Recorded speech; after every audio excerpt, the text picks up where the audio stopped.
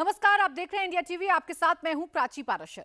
Mother of all defence deal, ये deal Hindustan ने की है। युद्ध के लिए हथियार मंगाए जा रहे हैं। इतने हथियार मंगाए जा रहे हैं कि चीन भी डर जाएगा, पाकिस्तान भी डर जाएगा। 100 से ज्यादा राफेल आ रहे हैं। फ्रांस से 114 राफेल फाइटर जेट्स की डील तय हो गई है। 18 राफेल फ्रांस से डायरेक्ट आएंगे।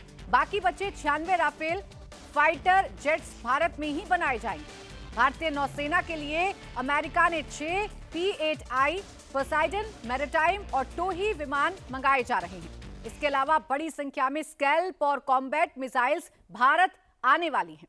रूस से पैंट्सर 7S-1M एयर डिफेंस सिस्टम भी भारत आने वाला है।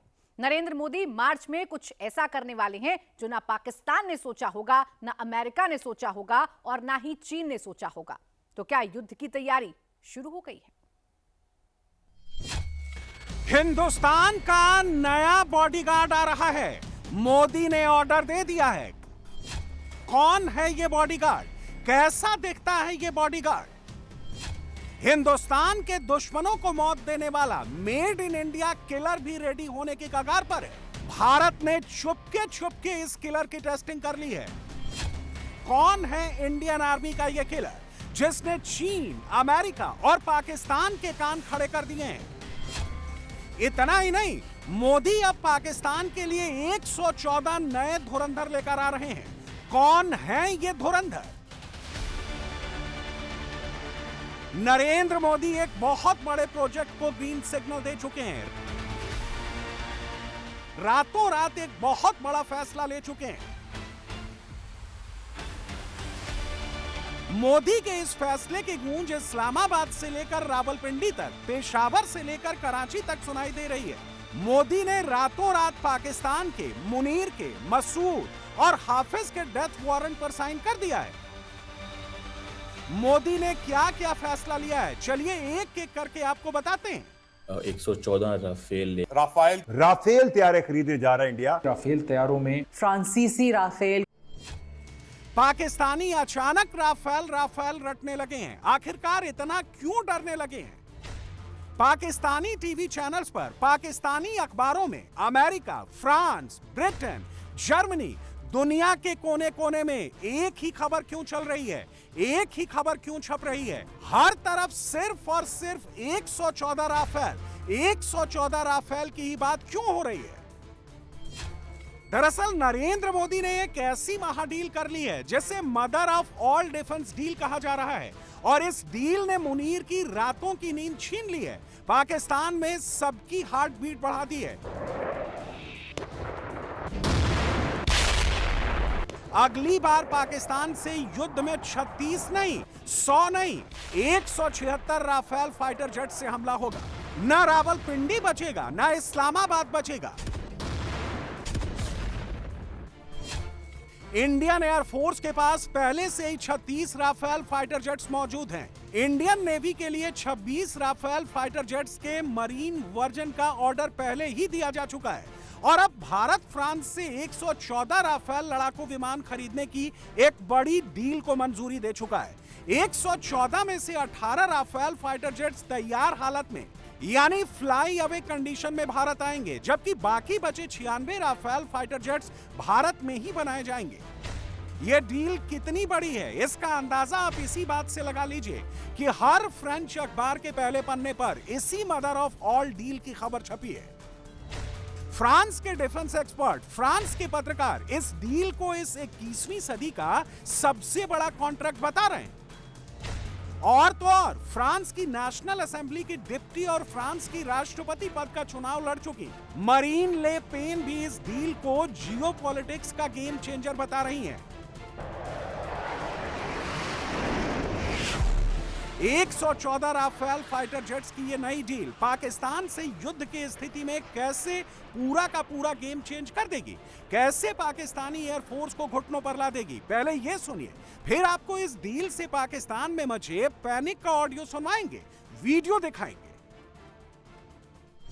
Rafale definitely was a hero amongst other heroes during केसरिया से मन जोगी हुआ रे, दिल झूमे देखो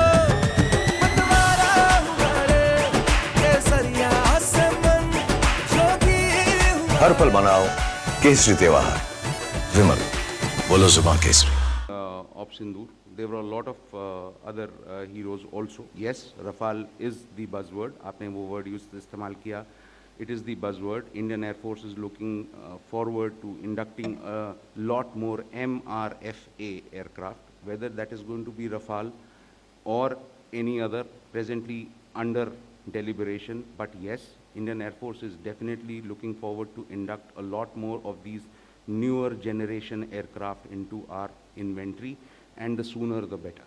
टेरर इंफ्रा हम लोगों ने डेफिनेटली एड्रेस किया, उसके बारे में कोई शक नहीं। उनके कई मिलिट्री ठिकानों के ऊपर भी हमने हमला किया, कोई शक नहीं, ये बिल्कुल सही है।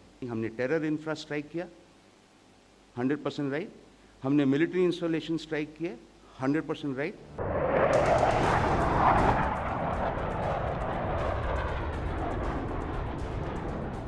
Vice air chief air marshal Nagesh Kapoor ने राफेल पर बात करते हुए एमआरएफए यानी मल्टी रोल फाइटर एयरक्राफ्ट का जिक्र किया, और उन्होंने ये इसलिए किया क्योंकि राफेल एक मल्टी रोल फाइटर एयरक्राफ्ट ही है, यानी राफेल को हवा से हवा, हवा से जमीन और समुद्री हमलों में इस्तेमाल किया जा सकता है। राफेल लड़ाकू विमान का कॉम्बैट रेडियस 3700 किलोमीटर है। राफेल में 3 तरह की मिसाइल लगाई जा सकती हैं। हवा से हवा में मार करने वाली मीटियोर मिसाइल, हवा से जमीन में मार करने वाली स्कैल्प मिसाइल और हैमर मिसाइल। राफेल लड़ाकू विमान स्टार्ट होते ही ऊंचाई तक पहुंचने में अन्य विमानों से काफी आगे हैं। राफेल का रेट ऑफ क्लाइंब 300 मीटर प्रति सेकंड है, यानी राफेल 1 मिनट में 18,000 मीटर की ऊंचाई पर जा सकता है। एक बार फ्यूल भरने पर यह लगातार 10 घंटे की उड़ान भर सकता है। यह हवा में ही फ्यूल भी भर सकता है। राफेल पर लगी गन 1 मिनट में 2500 फायर करने में सक्षम है। राफेल में इतना तगड़ा रडार सिस्टम है जिससे यह 100 किलोमीटर के दायरे में एक बार में एक साथ 40 टारगेट की पहचान कर सकता है। ऑपरेशन सिंदूर में पाकिस्तान राफेल की ताकत देख चुका है, और अब 114 नए राफेल की खबर सुनते ही पाकिस्तान में सबके हाथ पैर फूलने लगे हैं। फ्रांस से इंडिया 114 राफेल फाइटर जेट्स खरीदने की तैयारी कर रहा है, जिनकी कुल मालियत तकरीबन 3 लाख करोड़ से ज़्यादा होगी। इसका एक और फ़ायदा ये होगा कि वो मेड इन इंडिया तैयार करेंगे जेट्स। कुछ जेट्स मेड इन इंडिया तैयार किए जाएंगे, कुछ इंपोर्ट्स किए जाएंगे। तो इस पे आवाम की राय लेते हैं कि क्या अब हमें ख़तरा है, हमारी आर्मी को, हमारे डिफेंस सिस्टम को इस चीज़ से ख़तरा हो सकता है कि अगर फ्यूचर में जंग होगी तो उसके जो नतीजे हैं वो जो पास्ट में हमारे जंग में हुए थे वैसे ही होंगे, या फिर नतीजे चेंज हो सकते हैं और इंडिया को हम पे बढ़तरी हो सकती है कि नहीं, आवाम से जानते हैं। अस्सलाम वालेकुम। वालेकुम अस्सलाम। क्या कहेंगी? देखिए, इस पे कहना क्या है कि अच्छी बात है, हर एक मुल्क का फ़र्ज़ बनता है कि वो अपना जो डिफेंस सिस्टम है उसको स्ट्रॉन्ग रखें। और आजकल का दौर ऐसा है कि हर कोई ऐसी लाइक कह लें कि वो चाहते हैं कि हमारा डिफेंस सिस्टम इतना स्ट्रॉन्ग हो कि कोई हमारी तरफ आंख उठा के भी ना देख सके। आपने बात की है राफेल जेट्स की कि जो कि इंडिया 114 फ्रांस से लेता हुआ दिखाई दे रहा है। अगर इसकी मालियत की आपने बात किया तो दैट इज़ 1.2 LCR, ठीक है। तो इट मीन्स कि इसका जो 60% पार्ट्स हैं वो मेड इन इंडिया होंगे। ब्रह्मोस मिसाइल्स की बात होती है, बहुत सारी ऐसी चीज़ें हैं जो कि इंडिया लॉन्च करता हुआ दिखाई दे रहा है और बता रहा है। और ये सिंपल सी बात है, किसको नज़र नहीं आता, डेफिनेटली पाकिस्तान को बताने के लिए सारा कुछ होता है कि भाई हम रेडी हैं। इस बार ऑपरेशन सिंदूर जो 2.0 लोड होने वाला है, तो आप भी रेडी रहें। आपके पास क्या इक्विपमेंट्स हैं, आप क्या करने वाले हैं, आपका क्या डिफेंस सिस्टम है, वो सारा कुछ हम देखना चाहेंगे। और जिस तरह से दौर चल रहा है 2026 का, हर जगह जंगें ही नज़र आ रही हैं, तो हर किसी को ये पड़ी हुई है कि हमारा डिफेंस सिस्टम स्ट्रॉन्ग होना चाहिए ताकि हमारी नेशन को कोई मसला ना हो, कि अगले को बताने के लिए, कान खड़े करने के लिए कि yes we have the power, we have the things. India जो है वो बड़ा एक्टिवली सोच रहा है, प्लान कर रहा है कि वो 114 राफेल लेगा इंडियन एयरफोर्स के लिए।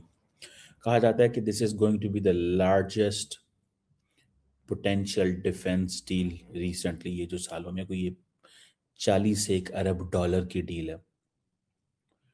और डेवलपमेंट ये है कि फ्रेंच प्रेसिडेंट एमैनुअल मैक्रोन जो हैं, ही इज़ विजिटिंग इंडिया। जनवरी के अंदर इसी साल इस डील को क्लियर कर दिया था, ये जो 114 की है। और ये जो डिफेंस एक्विजिशन काउंसिल है इंडिया की, ठीक है जी, ये कहा जाता है कि इंडिया की हाईएस्ट डिफेंस प्रोक्योरमेंट बॉडी है। ये जो डील है इसमें कहा जाता है कि 88 single seat and 26 twin seat जो वेरिएंट हैं वो मिलेंगे कुछ ट्रेनिंग होंगे और बाद में कन्वर्जन हो जाएगी उनकी। सो 80% जो है वो इंडिया में बिल्ड किया जाएगा। अगर ये सारी मैन्युफैक्चरिंग यहाँ होगी तो उसका ये एक एडवांटेज ये है कि जो IEF है, इंडियन एयरफोर्स जो है, it will have a control over technology. One thing, Indian air force will be able to integrate जो इंडिजिनस वेपन्स हैं एंड सिस्टम्स हैं वो इसके साथ। इंडिया के पास 36 और ऑलरेडी हैं जो डिलीवर हो गए थे, और इंडियन नेवी जो है उसने भी कुछ 26 राफेल मेरीन जो हैं वो ऑर्डर किए हुए हैं, उनके भी $7.5 अरब है, और ये INS विक्रांत के ऊपर ऑपरेट करना चाहते हैं। पाकिस्तान की बड़ी नज़र है INS विक्रांत के ऊपर। इंडियन एयरफोर्स के पास मेरा ख्याल है टोटल जो है ना वो 150 राफेल होगा, 150। आप यहीं से अंदाज़ा लगा लें, और इंडियन एयरफोर्स और नेवी का मिला लेंगे तो 176 राफेल जेट्स इनके पास होंगे। जो चीज़ मुझे नज़र आ रही है वो ये है कि इंडिया ये समझता है कि हमें अपनी जो लॉन्ग टर्म जो अप्रोच है ना वो करने की ज़रूरत है। लॉन्ग टर्म अप्रोच क्या है कि लार्ज स्केल पे डिफेंस एक्विजिशन कर लें, लार्ज स्केल पे डिफेंस एक्विजिशन कर लें, ठीक है ना जी, लार्ज स्केल पे डिफेंस एक्विजिशन कर लें। वो जिसे कहते हैं ना कॉन्फिडेंस चाहिए।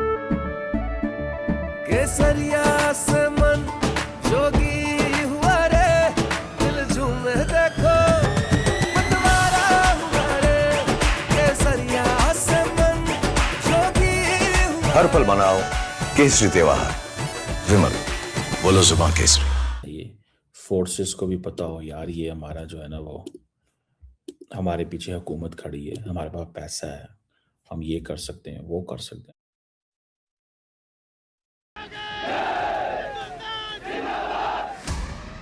कहानी सिर्फ राफेल पर जाकर खत्म नहीं हो रही। मोदी की महाडील में और भी बहुत कुछ ऐसा है जो मुनीर को बेचैन कर रहा है, क्योंकि अब मोदी ने हिंदुस्तान के एयर डिफेंस सिस्टम का भी चाक चौबंद इंतजाम कर दिया है। नरेंद्र मोदी अब S-400 air defence missile system के लिए एक घातक बॉडीगार्ड लेकर आ रहे हैं। अब आप सोचेंगे कौन है ये बॉडीगार्ड, ये क्या करेगा, S-400 के साथ मिलकर दुश्मनों को कैसे तबाह करेगा। इस बॉडीगार्ड का नाम है Pantsir S-1M air defence system, जो Russian made advance short range air defence system और मीडियम रेंज की self propelled surface to air missile और एंटी एयरक्राफ्ट गन प्रणाली है। इसे ड्रोन, क्रूज मिसाइलों, हेलीकॉप्टर और विमान जैसे हवाई खतरों के खिलाफ पॉइंट डिफेंस के लिए डिजाइन किया गया है, जो 30 से 40 किलोमीटर की दूरी तक मार कर सकता है। इस वक्त आप जो तस्वीरें देख रहे हैं ये उसी पैंट्सिर S-1M एयर डिफेंस सिस्टम की हैं। अब आप सोचेंगे कि ये S-400 का बॉडीगार्ड कैसे साबित होगा, तो अब ये समझिए, S-400 एक शील्ड है, लेकिन शील्ड को भी बॉडीगार्ड की जरूरत होती है। युद्ध की स्थिति में पैंट्सिर S-1M एयर डिफेंस सिस्टम हमारे S-400 बैटरी के ठीक बगल में मौजूद रहेगा, जिससे एक गुंबद के भीतर एक और गुंबद बन जाएगा।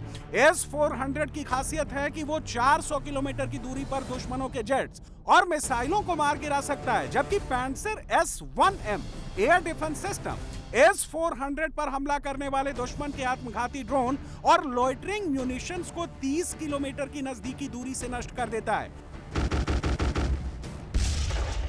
इसके अलावा मोदी ने जो महाडील की है उसमें बड़ी संख्या में स्कैल्प मिसाइलों की खरीद को भी मंजूरी दे दी है। साथ ही साथ अमेरिका से 6 P-8 टाइप पेट्रोल एयरक्राफ्ट भी लेने जा रहा है। हिंदुस्तान के इस युद्ध वाली तैयारी को देखकर पाकिस्तान में अभी से सबके हाथ पैर फूलने लगे हैं। पाकिस्तानी अभी से भविष्य के युद्ध में मारे जाने वाले पाकिस्तानी फौजियों की लाशें गिनने लगे हैं। दोस्तों, भारत के अंदर एक चीज़ को बड़ा सीरियसली लिया गया है और वो ये है कि भारत का जो डिफेंस बजट है उसको बहुत बड़े पैमाने पे बढ़ाया गया। और यहाँ से अंदाज़ा लगा लें कि क्या होने वाला है। इस पूरे खित्ते के अंदर जो चीज़ें हैं ना वो सारी की सारी चेंज होने वाली हैं। That is what we need to see. अच्छा, अब मैं आपको बता दूं कि ये इंडिया बेसिकली एयरफोर्स पे पैसा लगाने लगा। अब इसमें ये भी देखें, जो इंडियन आर्म फोर्सेज हैं वो नेक्स्ट जनरेशन फाइटर एयरक्राफ्ट लेना चाहते हैं which have advanced weapons. Ships भी लेना चाहते हैं, सबमरीन्स भी, यूएवीज भी, ड्रोन्स भी। और फोकस क्या है? Domestic industry. फोकस क्या है? Self reliance. जो अभी आ रहे हैं, क्या नाम है उनका, वो हमारे जो हैं भाईजान फ्रांस वाले, वो क्या होने वाला है? फ्रांस वाले भाईजान ने आके क्या करना है? आते ही उन्होंने सीधा डाल देना पैसा किस पे? वो समझते हैं ये पैसा डालने की हमें ज़रूरत है। किस में पैसा डालने की ज़रूरत है? नए जहाज़ खरीदने में। ये 114 फ्रेंच राफेल खरीदने हैं, ये प्रेफर्ड ऑप्शन है।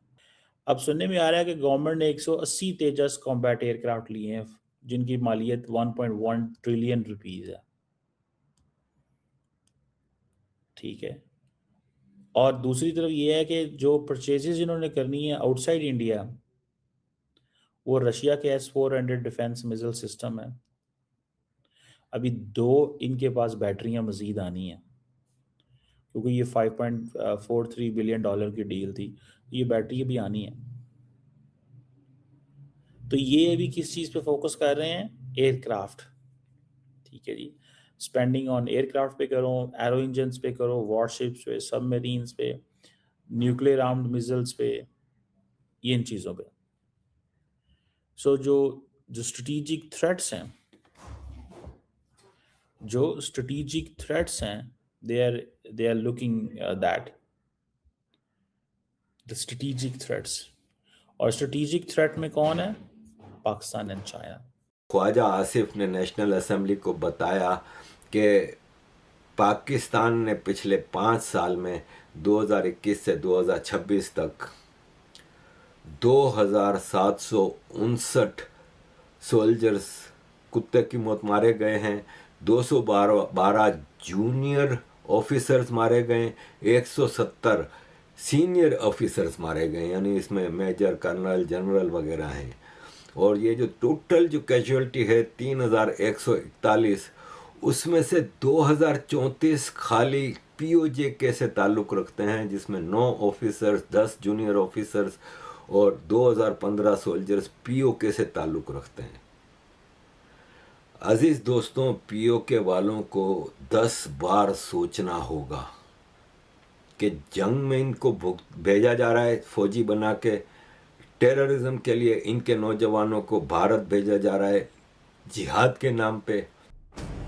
इस बीच हिंदुस्तान में एक और बहुत बड़ी डेवलपमेंट हुई है जिसकी खबर या तो सिर्फ मोदी को है या फिर इंडियन आर्म्ड फोर्सेस को, जिसने पाकिस्तान और चीन के कान खड़े कर दिए हैं। भारत का स्वदेशी long range air defence missile system Kusha अपने ट्रायल फेज में एंटर कर चुका है। कुशा की पहली इंटरसेप्टर में केसरिया से मन जोगी हुआ रे, दिल झूमे देखो मतवारा हुआ रे, केसरिया से मन जोगी हुआ। हर पल मनाओ केसरी त्योहार। विमल, बोलो जुबान केसरी। मिसाइल M1 की कामयाब टेस्टिंग हो गई है। कुशा एक multi layered long range surface to air missile system है जो भारत के एयर डिफेंस को और सिक्योर करेगा।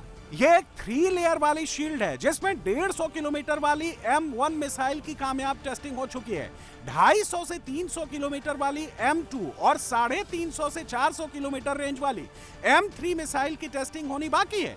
कुशा air defence missile system Indian air space में अदृश्य दीवार की तरह काम करेगा। मुनीर का ना ड्रोन काम आ पाएगा, ना चाइनीज मिसाइल ही हिंदुस्तान का कुछ बिगाड़ पाएंगी। अगले युद्ध में पाकिस्तान की शामत आएगी।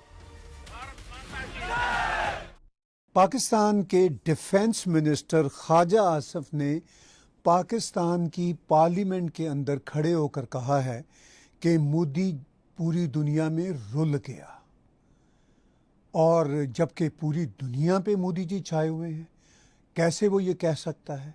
लेकिन पाकिस्तानी इसी माइंडसेट के लोग हैं। यानी कमाल की बात है ना, जितनी जंगें इससे पहले हुई हैं पाकिस्तान और भारत के बीच, पाकिस्तान का तो उनके बारे में भी यही दावा है। अगरचे पाकिस्तान के आर्मी जर्नैल लिख चुके हैं कि सारी जंगें हारे, खुद भी इन्होंने माना। और वही इसका फेवरेट राइटर के अजीज़, वो पाकिस्तान की जो सारी जंगें हैं 93 में जब उन्होंने बुक लिखी, तो वो सारी जंगें उन्होंने बताया कि कैसे पाकिस्तान हारा था, और जो जो दावे किए थे पाकिस्तान ने, उसी बुक में उन्होंने साबित किया कि वो जंग बुरी तरह हारे थे।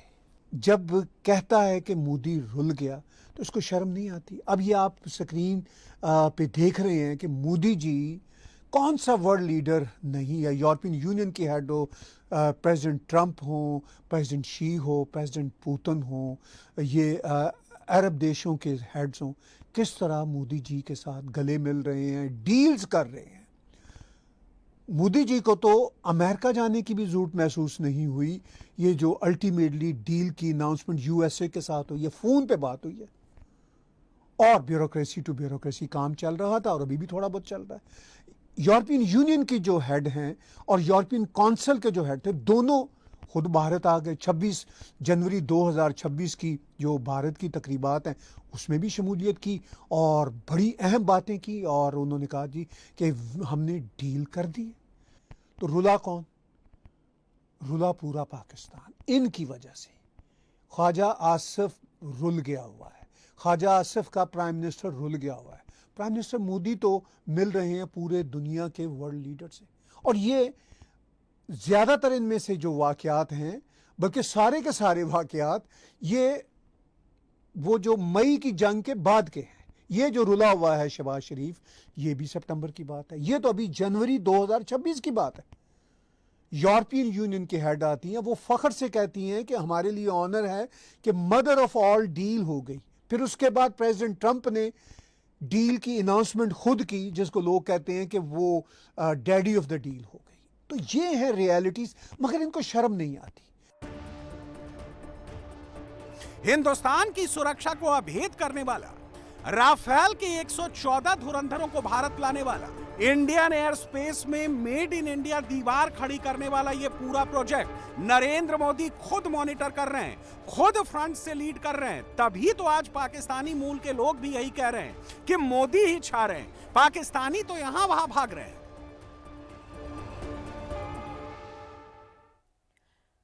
बांग्लादेश में बहुत बड़ा परिवर्तन होने वाला है। यूनुस और जमात का खेल खत्म हो चुका है। पाकिस्तान के इशारे पर एंटी इंडिया मुहिम चलाने वालों की करारी शिकस्त हो चुकी है।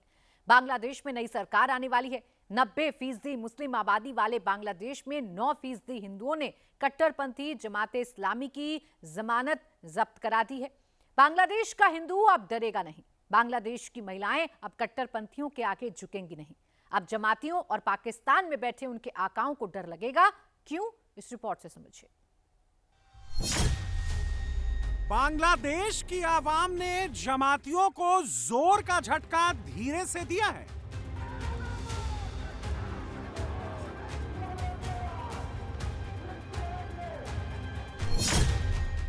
हिंदुओं को मारने, काटने, जलाने वाले जमातियों की जमानत जब्त करवा दी है।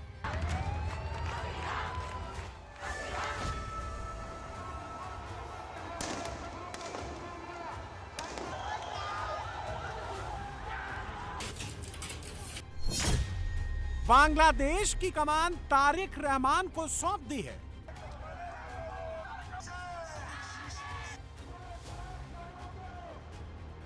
बीएनपी ने 20 साल बाद बांग्लादेश में लैंडस्लाइड जीत हासिल की है। ढाका में बीएनपी के दफ्तर के बाहर जीत का जश्न मनाया जा रहा है। बीएनपी ने 209 सीटें जीती हैं। कट्टरपंथी जमाते इस्लामी सिर्फ 70 सीट पर सिमट गई है। छात्र आंदोलन से निकली पार्टी एनसीपी की हार हुई है। चुनाव नतीजे आते ही बांग्लादेश में सीन बदल गया है। अब जमातियों पर फोर्स डंडे बरसा रही है। चुनाव में करारी हार को नहीं पचा पा रहे जमाती ढाका में काउंटिंग सेंटर के बाहर उपद्रव करना चाहते थे। पुलिस ने उन्हें काउंटिंग सेंटर से पहले ही मार मार कर खाल उतार दी। याद कीजिए, यही पुलिस चुनाव से पहले जमातियों के आगे खामोश खड़ी रहती थी।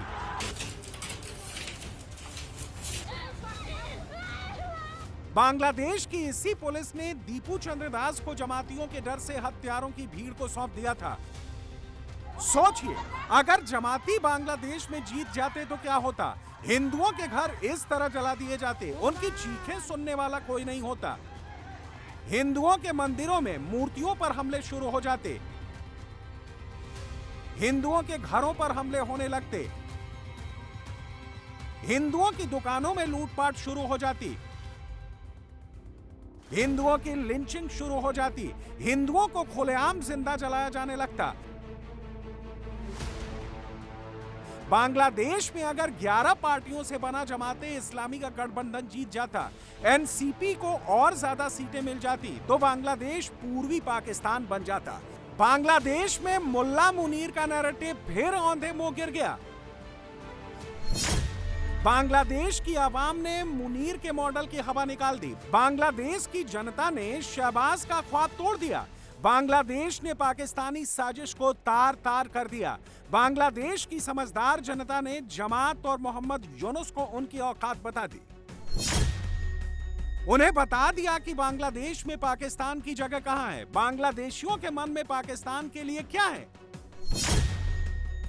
इस चुनाव में जमाते इस्लामी की 231 सीटों पर जमानत जब्त हो गई। पाकिस्तान परस्त जमात का स्ट्राइक रेट सिर्फ 22% रहा।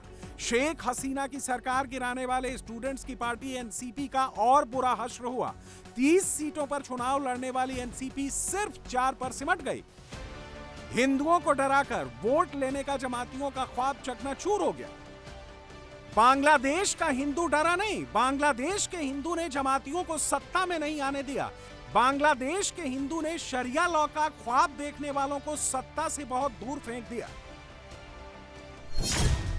बांग्लादेश में पूर्व प्रधानमंत्री और अवामी लीग की लीडर शेख हसीना का कोर हिंदू वोटर जमातियों के खिलाफ एकजुट हो गया। अवामी लीग पर बैन लगने के बाद हिंदुओं ने बीएनपी को खुलकर सपोर्ट किया। बीएनपी को शेख हसीना के गढ़ गोपालगंज, खुलना, सिलहट, चटगांव, ठाकुरगंज में बम्पर सीट मिली। जमातियों की पाक परस्ती उनकी सबसे कमजोर नस साबित हुई। बांग्लादेश की आजादी के मुक्ति संग्राम का विरोध उन्हें बहुत महंगा पड़ गया। स्टूडेंट की पार्टी एनसीपी को जमातियों से गठबंधन करना बहुत भारी पड़ गया। लोगों ने उन्हें पूरी तरह से खारिज कर दिया। मेरा ये पुख्ता यकीन है कि ये हमारी जमहूरियत की जीत है। अल्लाह के करम से तारिक रहमान जीत गए हैं, हमें बहुत खुशी है। हम तो बस कमाना खाना चाहते हैं। हम उन्हें शुभकामनाएं देते हैं ताकि वो देश को आगे ले जा सके। हम सबकी तरक्की हो। हम सुख समृद्धि चाहते हैं। हम काम करके खाना चाहते हैं ताकि हमें कोई दिक्कत ना हो, हमें कोई परेशानी ना उठानी पड़े। हम चाहते हैं कि मुल्क में करप्शन ना हो, ये मुल्क ठीक से चलाया जाए। मुल्ला मुनीर और पिद्दी शहबाज की जोड़ी ने बांग्लादेश को हिंदू मुक्त बनाने का पूरा षड्यंत्र रच दिया था। जमातियों को जिताने के लिए मुनीर ने पाकिस्तान के कट्टरपंथी मौलानाओं की फौज बांग्लादेश में उतार दी थी। आईएसआई का पूरा जाल बिछा दिया था। बांग्लादेश के करीब 68% मुसलमानों और 10% अल्पसंख्यक हिंदुओं, बौद्धों और ईसाइयों ने बिना लाठी, गोली, कट्टा के जमातियों को सत्ता में आने से रोक दिया। बांग्लादेश में 1,31,00,000 हिंदू हैं, जो बांग्लादेश की कुल आबादी का 9% हैं। गोपालगंज में 27%, मौलवी बाजार में 24%, ठाकुर गांव में 22%, खुलना में 21%, पिरोजपुर में 15%, बारी साल में 11% और चटगांव में 11% हिंदू रहते हैं। जमातियों ने चुनाव से पहले महिलाओं के खिलाफ खुलकर बयानबाजी की थी। इस्लामिक लॉ के तहत उन पर कई तरह के बैन लगाने की बातें उनके नेता कह रहे थे। जमाते इस्लामी ने एक भी महिला को टिकट नहीं दिया। इससे उनकी छवि महिला विरोधी की बन गई। बांग्लादेश में करीब 6.29 करोड़ महिला वोटर हैं। पुरुष वोटर 6,48,00,000 के करीब हैं।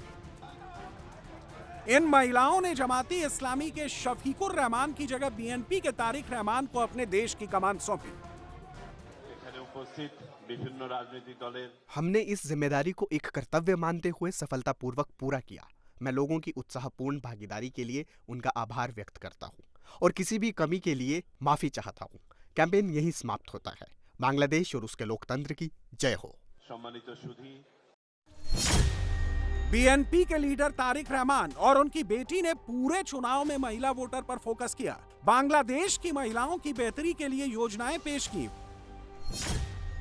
फैमिली कार्ड का वादा बीएनपी के लिए ट्रम्प कार्ड साबित हुआ। इसके तहत हर घर की मुखिया के नाम फैमिली कार्ड जारी किया जाएगा। हर महीने घर की मुखिया को 2000 से 2500 टका नकद सहायता या इतनी कीमत का राशन दिया जाएगा। बीएनपी ने चुनाव जीतने पर महिलाओं को पोस्ट ग्रेजुएशन तक मुफ्त शिक्षा देने का वादा किया, जो बहुत असरदार रहा। सरकार बनाने पर बीएनपी 1 लाख स्वास्थ्य कर्मी भर्ती करेगी, जिनमें 80% महिलाओं को नौकरी दी जाएगी। महिलाओं के लिए 6 महीने तक वैतनिक मैटरनिटी लीव दी जाएगी। महिला उत्पीड़न के खिलाफ कड़े कानून बनाने का वादा भी किया, जिससे महिलाओं ने जमातियों को खारिज कर दिया और बीएनपी को खुलकर सपोर्ट किया। जमातियों को सबसे बड़ा झटका हिंदू वोटर और महिला वोटर की वजह से लगा। बांग्लादेश में पाकिस्तान और मोहम्मद यूनुस का एजेंडा भी इसी वोट बैंक की वजह से फेल हुआ। हमारे लिए बीएनपी की जीत बहुत बड़ी खुशखबरी है, क्योंकि आपको तो पता ही है कि पिछले 17 साल से बांग्लादेश में आवाम की हुकूमत नहीं थी। इसलिए ये बहुत बड़ा मौका है और मैं अपने देश को इसकी मुबारकबाद देता हूँ और मैं उम्मीद करता हूँ कि सरकार हमारे लिए कुछ करेगी, कुछ बेहतर करेगी, देश में स्थिरता लाएगी और आर्थिक प्रगति पर जोर देगी। जनता की सेहत पर ध्यान दिया जाएगा, लोगों की राय को तवज्जो दी जाएगी। मैं उम्मीद करता हूँ कि नई सरकार यही प्राथमिकताएं तय करेगी। सब कुछ शांत रहेगा। मेरे कहने का मतलब है कि जब लोग घरों से बाहर निकलेंगे तो उनको कोई दिक्कत नहीं होगी। सड़कों पर उतरने में समस्या नहीं होगी। कानून व्यवस्था फिर से बहाल होगी। इस देश में बुनियादी इंसानी अधिकार बहाल होंगे। मैं नई सरकार से यही उम्मीद करता हूं कि लोगों को उनका हक मिलेगा।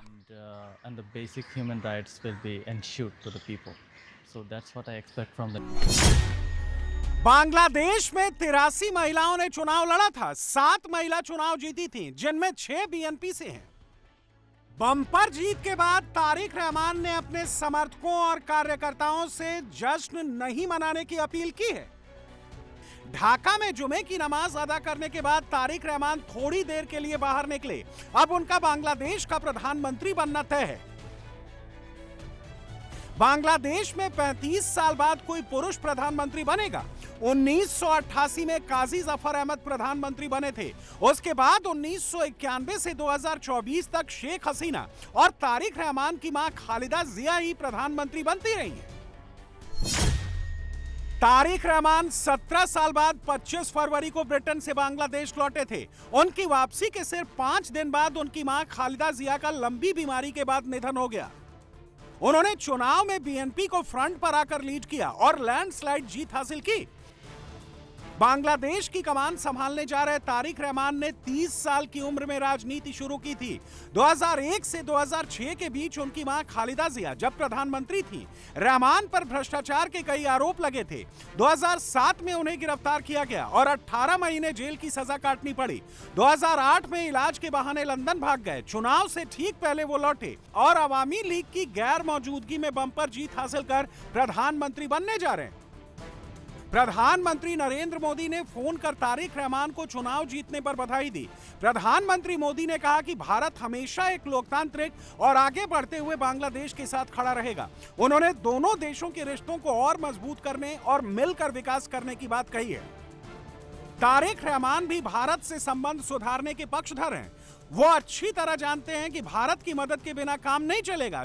जमात के आउट होने और बीएनपी के सत्ता में आने से बांग्लादेश में हिंदुओं पर संकट फिलहाल कम हो गया है।